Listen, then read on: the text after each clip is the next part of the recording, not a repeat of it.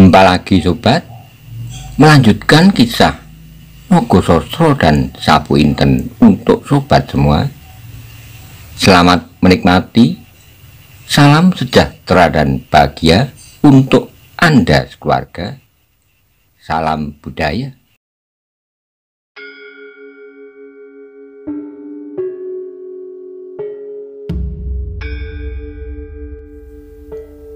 Pada episode sebelumnya dikisahkan, Jaladri dan Penjawi telah kembali ke Banyu Biru setelah mengemban tugasnya untuk mengamati perkembangan di Pamingit. Ia pun menceritakan kepada Aryo Saloka dan jajarannya serta segenap pimpinan prajurit. Bagaimana kisah selanjutnya?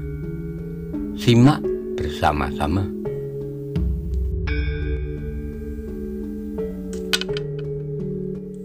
Jaladri tertawa, Penjawi pun tertawa. "Kiai," jawab Jaladri, "kepada orang yang terakhir itu aku sudah mengenalnya. Bahkan kalian juga mengenalnya." "Ya, siapa?" "Kalau kau sudah mengenal, kami mengenal pula," hendang Parapat semakin tidak sabar. "Ki Ageng Sorodipoyono," jawab Jaladri. "Oh," terdengar orang-orang yang mendengar bergumam. Mereka menarik napas lega, seolah-olah mereka lah yang terlepas dari ancaman maut. Jaladri berhenti pula untuk sesaat, kemudian ia meneruskan. "Aku hanya sempat mengucapkan terima kasih kepada orang yang tak kukenal itu. Tapi aku tidak sempat bertanya tentang dirinya. Sebab kemudian Ki Ageng Sorodipoyono bertanya kepadaku, 'Apa kerjamu di sini, Jaladri?' Aku menjadi ragu sebentar. Tapi kepada Ki Ageng Sorodipoyono, aku tak dapat berkata lain kecuali mengatakan yang sebenarnya. Mula-mula aku menjadi cemas, jangan-jangan hal itu tak dikehendaki oleh Ki Ageng. Namun tiba-tiba Ki Ageng Sorodipoyono berkata, 'Marilah, hari hampir pagi. Bentar lagi pertempuran akan dimulai.' Aku tak dapat membantah. Aku ikuti Ki Ageng kembali ke pasukan Pamingit. Agaknya Ki Ageng Sorodipoyono berada dalam laskar yang menduduki Kepandak. Laskar ini dipimpin oleh Wulungan. Dan menurut Ki Ageng Sorodipoyono, induk pasukan yang berada di Sumber Panas dipimpin langsung oleh Ki Ageng Lembusuro sendiri. Ketika kami hampir sampai, aku hanya mendengar orang asing itu berkata, 'Kau biarkan anakmu sendiri.' 'Tak ada pilihan lain,' jawab Ki Ageng Sorodipoyono. 'Kalau aku tak ada di sini dan ada salah seorang dari setan-setan itu datang kemari, seperti apa yang dilakukan oleh Bugel Kariki, maka laskar ini akan habis ludes. Kalau mereka beberapa orang menempatkan diri mereka untuk melawan anakmu,' jawab orang asing itu, 'ya membawa laskar lebih banyak. Aku sudah menasihatkan untuk bertempur dalam kelompok-kelompok untuk menghadapi mereka dengan senjata jarak jauh atau senjata bertangkai panjang. Dan Lembusuro telah menyiapkan laskar panah sebaik-baiknya.' 'Belum cukup,' jawab orang asing itu. 'Untuk sementara tak ada cara yang lebih baik. Tapi aku percaya kalau Lembusuro berotak cair, maka sedikit demi sedikit ia akan dapat mengatasi keadaan,' jawab Ki Ageng Sorodipoyono. Ternyata ia kemudian meneruskan, 'Soalnya terserah kepada nasibnya. Mudah-mudahan Tuhan memaafkan kesalahan-kesalahannya.' 'Kalau begitu,' orang asing itu menjawab, 'biarlah aku ikut serta dalam permainan ini. Aku akan bekerja bersama-sama dengan anakmu.' Ki Ageng Sorodipoyono terkejut sampai langkahnya terhenti. 'Kau?' terdengar suaranya dalam. Orang itu mengangguk, lalu terdengar ia tertawa sebelum Ki Ageng Sorodipoyono menjawab. Orang itu telah melontarkan dirinya sambil berkata, 'Sebelum pagi, mudah-mudahan aku tidak terlambat.' Ki Ageng Sorodipoyono hanya dapat menggeleng-gelengkan kepala. Perlahan-lahan terdengar gumamnya, 'Terima kasih, terima kasih.' Tiba-tiba saja Ki Ageng Sorodipoyono terkejut oleh suara kentongan jauh di Pamingit. agaknya laskar orang-orang hitam itu telah mempersiapkan diri mereka. Ayolah, sebelum kita digilas oleh hantu-hantu yang tak kenal perikemanusiaan itu. Aku mengikuti di belakang Ki Ageng di Kepandak. Laskar Pamingit telah siap. Di hadapan mereka berdiri dengan gagahnya Wulungan. Di pinggangnya terselip sebuah pedang panjang. Sedang di lambungnya nampaklah sebilah keris. Ketika ia melihat Ki Ageng Soro Dipoyono datang, segera ia membungkukkan dirinya. Tapi ketika ia melihat aku, nampaklah perubahan di wajahnya. Ki Ageng Soro Dipoyono tahu perasaannya, katanya, "Jangan hiraukan kehadiran Jaladri, aku yang membawanya. Ia tidak akan mengganggu kalian." Wulungan tidak membantah. Ia hanya mengangguk hormat ketika cahaya merah di atas bukit-bukit sebelah timur telah semakin merata. Mulailah Laskar Pamingit bergerak. Laskar ini pun seperti laskar yang dipimpin oleh Ki Ageng Lembu Soro, bergerak dalam kelompok-kelompok dan bersenjata jarak jauh. Agaknya mereka benar dipersiapkan untuk menghadapi setiap tokoh dari golongan hitam. Kelompok demi kelompok, aku sendiri yang tidak bergabung dalam laskar itu hanya selalu mengikuti kemana Ki Soro Dipoyono pergi, dan Ki Ageng pun sama sekali tidak keberatan. Jaladri meneruskan ceritanya. Akhirnya Ki Ageng memberi aku sebatang tombak sambil berkata, "Kalau kau terpaksa mempertahankan dirimu, Jaladri, pergunakan tombak ini. Kerismu terlalu pendek untuk melawan Lowejo atau Joko Soko. Atau kalau kau bertemu sekali lagi dengan Bugel Kariki." Hatiku jadi berdebar-debar mendengar kata-kata itu. Laskar Pamingit dapat melawan mereka dengan kelompok-kelompok mereka. Aku bagaimana? Agaknya Ki Ageng Soro Dipoyono memaklumi perasaanku. Karena itu terdengar kata-katanya, "Kau pun harus membentuk kelompok tersendiri, Jaladri." Nah, akulah orang yang termasuk dalam kelompok kecilmu. Aku menundukkan kepalaku karena malu. Ki Wulungan membawa laskarnya melingkar ke selatan dengan gelar Jinontro Sawur. Lingkaran-lingkaran kecil yang bergerak bersama-sama dalam satu garis yang menebar. Sungguh suatu yang bagus untuk melawan tokoh-tokoh yang biasa bertempur perseorangan dan mempunyai kesaktian yang luar biasa seperti tokoh-tokoh golongan hitam. Ketika terdengar sebuah tengoro dari Wulungan, maka dengan kecepatan yang sedang, laskar itu langsung menyerbu ke dalam pemusatan laskar-laskar hitam. Dalam sepintas dari laskar hitam yang disediakan untuk melawan mereka. Namun di ujung laskar golongan hitam itu aku melihat dua orang yang mengerikan. Seorang yang sudah aku kenal, Bugel Kariki, dan yang seorang lagi aku dengar namanya dari Ki Ageng Soro Dipoyono bernama Nogoposo. Nogoposo? Maeso Dinar mengurang nama itu. "Ya," sahut Jaladri. Melihat mereka berdua, Ki Ageng Soro Dipoyono manggil Wulungan, katanya, "Wulungan, lawanlah Bugel Kariki. Bawalah sedikitnya 2 kelompok laskar panahmu. Jaga jangan sampai salah seorang dari kamu mendekat. Dan jagalah supaya kau dan kelompokmu tidak kehabisan tenaga. Orang itu mampu bertempur sehari penuh dengan kesegaran yang sama." Bahkan berhari-hari Wulungan mengangguk sambil menjawab, "Baik Ki, akan aku bawa 3 kelompok terkuat dari anak buahku. Yang lain akan dipimpin oleh Adi Gupito melawan laskar hitam itu." "Bagus," jawab Ki Ageng Soro Dipoyono. Kemudian kepadaku Ki Ageng berkata, "Jaladri, aku harus melayani musuh yang tak dapat diduga-duga tabiatnya. Ia dapat berlaku lunak seperti, ia dapat bengis seperti setan. Karena itu lebih baik bagimu untuk memperkuat kelompok-kelompok yang akan dibawa oleh Wulungan melawan musuhmu pagi tadi." Aku tak dapat membantah meskipun aku tahu bahwa Wulungan agak bimbang menerima titipan itu. Ketika aku berjalan di samping Wulungan menuju kelompok pertama, aku berkata kepadanya, "Jangan curiga aku tak akan mengganggumu. Sebab hidup matiku sekarang berada di dalam kerjasama antara kita dan laskarmu." Wulungan tersenyum jawabnya, "Aku mempercayaimu. Aku kira setiap orang di dalam laskar Arsaloka berlaku jantan seperti pimpinan mereka. Aku tidak tahu maksudnya, apakah ia benar-benar memuji ataukah ia sedang menyindir aku. Tapi kemudian kami tak sempat berkata-kata lagi.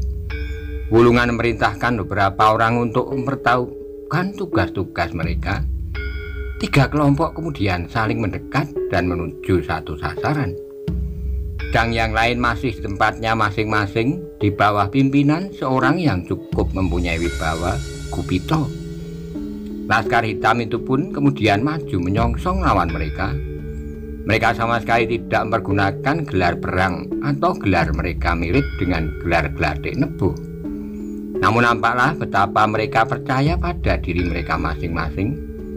Terbayang di wajah mereka kebiadaban dan keganasan yang pernah mereka lakukan dan akan mereka lakukan. Dalam mata mereka seolah-olah nampaklah goresan-goresan nama-nama dari korban-korban mereka yang berpuluh-puluh jumlahnya. Aku pernah mengalami beberapa kali pertempuran, namun kali ini aku benar-benar berdebar-debar. Di sekitarku berjalan orang-orang yang kurang aku kenal, baik tabiatnya maupun cara-cara mereka mempergunakan senjata. Aku pun tidak mengetahui apakah mereka menganggap aku lawan mereka atau musuh mereka. Namun demikian akhirnya aku harus mendekatkan kepercayaan kepada diri sendiri. Betapapun ringkihnya aku ini, namun aku hanya dapat mengeluh dan menyadarkan diri kepada kepercayaan itu, dilambari oleh pasrah diri kepada pepesten, kepada kuasa tangan yang maha kuasa. Demikianlah akhirnya kedua laskar itu bertemu. Saat kemudian pertempuran berkobar, Wulungan berbisik kepadaku, "Jaladri, kami saat ini akan bertempur di atas tanah persawahan. Batang-batang padi ini sebentar lagi akan hancur terinjak-injak oleh kaki-kaki kami. Namun tanah persawahan ini akan memberikan kesegaran dalam jiwa kami. Karena untuk tanah inilah kami sekarang sedang menyabung nyawa. Meskipun batang-batang padi ini akan hancur, namun besok di atasnya akan dapat kami tanami kembali dengan batang-batang padi yang lebih segar. Sebab kami tebarkan pupuk di tanah ini dengan darah putra-putra terbaik dari tanah ini." Aku terharu mendengar kata-katanya, sedang dari matanya terpancar ketulusan hatinya serta kesediaannya berkorban untuk tanahnya. Saat kemudian kami dikejutkan oleh teriakan-teriakan ngeri. Orang-orang hitam itu berloncatan sambil memekik-mekik. Senjata-senjata mereka gemerlapan dalam cahaya pagi. Pada saat yang hampir bersamaan, melontarlah senjata-senjata anak-anak Pamingit. Berpuluh-puluh bahkan beratus-ratus anak panah bertebaran di udara. Tapi orang-orang golongan hitam itu memutar senjata mereka menjadi gulungan perisai yang sangat rapat. Demikianlah akhirnya pertempuran tak dapat dihindari.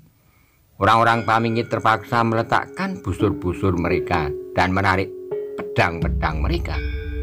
Sehingga saat kemudian riuhlah pertempuran itu dengan dentang senjata beradu. Pekik yang mengejutkan dari orang-orang golongan hitam itu.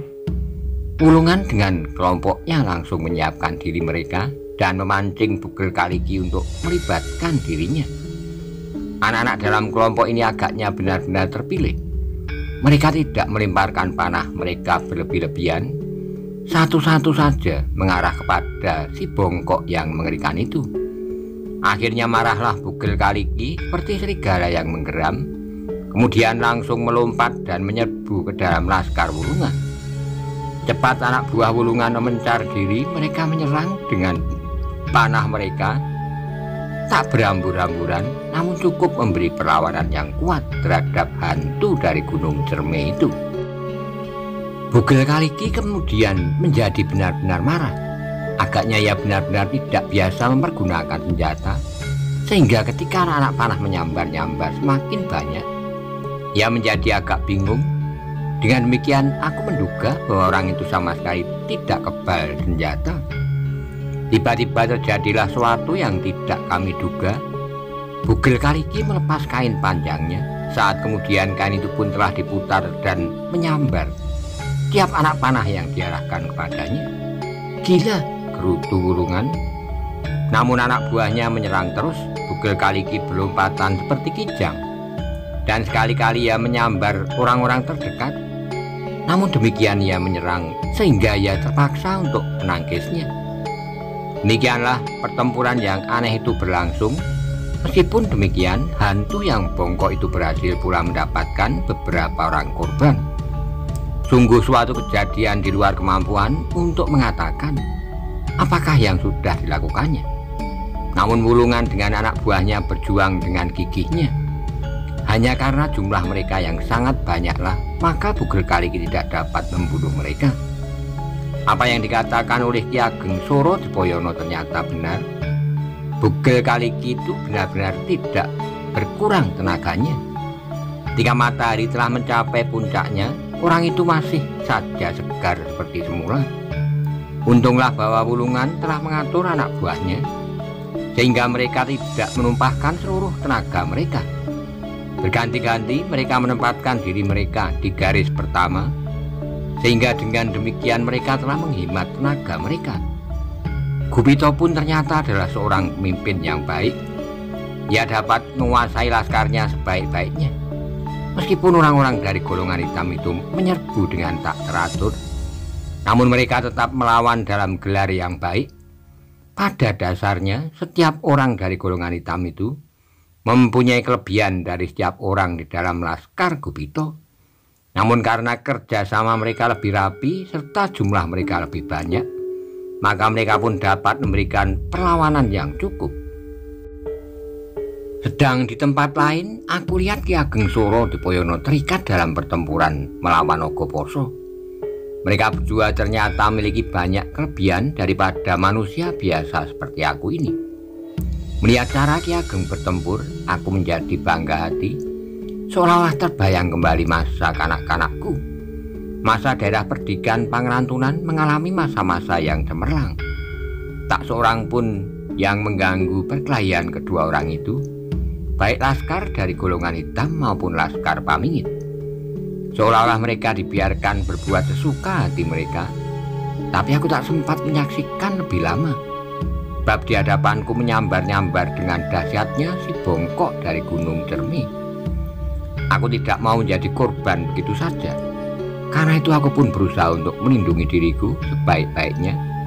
Bahkan ternyata orang-orang Pamingit itu pun tidak membiarkan aku terbunuh tanpa pembelaan. Jika setiap Bugel Kaliki mencoba menyambar aku, orang-orang Pamingit itu pun selalu melindungi aku dengan panah-panahnya atau dengan pedang-pedangnya. Demikian pertempuran itu berlangsung sehari penuh. Tak dapat dikatakan siapa yang memperoleh kemenangan selain korban jatuh satu demi satu dari kedua belah pihak. Pertempuran itu pun masih belum berkisar dari medan yang sama, meskipun kedua belah pihak berusaha keras untuk mendesak lawan-lawan mereka. Orang-orang hitam yang marah itu mencoba mengusir orang-orang Pamingit dari Kapandak, sedang orang-orang Pamingit berusaha untuk mendesak orang-orang hitam itu masuk ke dalam kota atau meninggalkan Pamingit sama sekali. Namun mereka masing-masing terpaksa mengakui kegigihan lawan, sehingga ketika matahari telah tenggelam di balik ujung-ujung perbukitan di sebelah barat, terasa betapa letih menyusup ke dalam tubuh. Karena itu, ketika terdengar tanda-tanda untuk menghentikan pertempuran, kedua belah pihak yang telah tenggelam dalam kepayahan yang sangat segera menarik diri mereka masing-masing. Orang dari golongan hitam yang biasanya tidak mengenal waktu untuk bertempur, saat itu pun agaknya benar-benar telah kehabisan tenaganya. Mereka pun segera menarik pasukan mereka dan mengundurkan diri dari garis pertempuran. Hanya Wulunganlah yang agak sulit melepaskan diri dari serangan-serangan Bugel Kaliki. Meskipun malam menjadi semakin gelap, untunglah bahwa orang itu akhirnya merasa perlu untuk menghentikan pertempuran.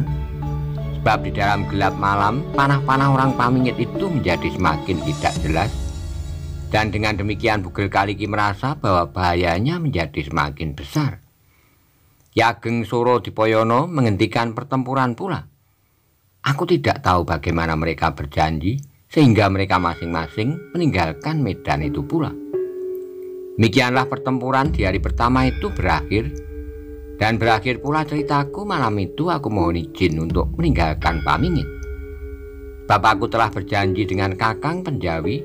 Ki Ageng Surodipoyono tidak menahan.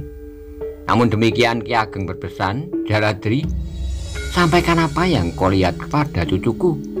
Katakan bahwa hari ini beberapa puluh orang dari Pamingit telah jatuh korban di Kepandak dan mungkin juga di Sumber Panas. Aku mengharap sebentar lagi Lembu Soro akan mengirimkan orangnya kemari, mengabarkan apa yang telah terjadi. Tapi yang pasti bahwa besok akan jatuh pula korban-korban baru. Aku tidak tahu berapa hari pertempuran akan berlangsung, dan aku tidak tahu apakah kami akan berhasil mengusir orang-orang golongan hitam itu dari Pamingit. Salamku buat cucuku, buat Anggir Mesodenar, serta sahabat-sahabatnya, serta buat Wonomerto yang setia. Kalau Laskar Pamingit tidak mampu lagi bertahan di Kepandak, kami akan mundur ke Pangrantunan. Dan Laskar Lembu Soro harus bergabung pula ke sana." Suara Ki Ageng Surodipoyono kemudian menurun. "Entahlah apakah aku masih akan dapat bertemu dengan cucuku." Jaladri mengakhiri ceritanya. Dari wajahnya terbayang perasaannya yang muram. Agaknya pesan Ki Ageng Surodipoyono itu sangat berkesan di hatinya. Suasana di pendopo itu menjadi sepi, hening. Masing-masing duduk dengan tenangnya. Ada sesuatu yang tersangkut dalam dada mereka. Hingga akhirnya suasana sepi itu dipecahkan oleh suara Aryo Saroko mengejutkan. "Apa yang kau lihat di Sumber Panas, Kakang Penjawi?" Penjawi terkejut. Ia mengangkat wajahnya memandang Aryo Saroko. Kemudian diperhatikannya satu demi satu setiap wajah dari mereka yang duduk di pendopo itu. Setelah menarik napas dalam-dalam, ia pun menjawab, "Aku tidak mengalami pertempuran seperti Adi Jaladri. Namun aku dapat menyaksikan sebagian darinya. Dan sebagian aku dengar dari orang Banyu Biru yang telah aku hubungi sebelumnya. Di Sumber Panas, Ki Ageng Lembu Soro dan Sawung Sariti mempunyai pekerjaan yang berat.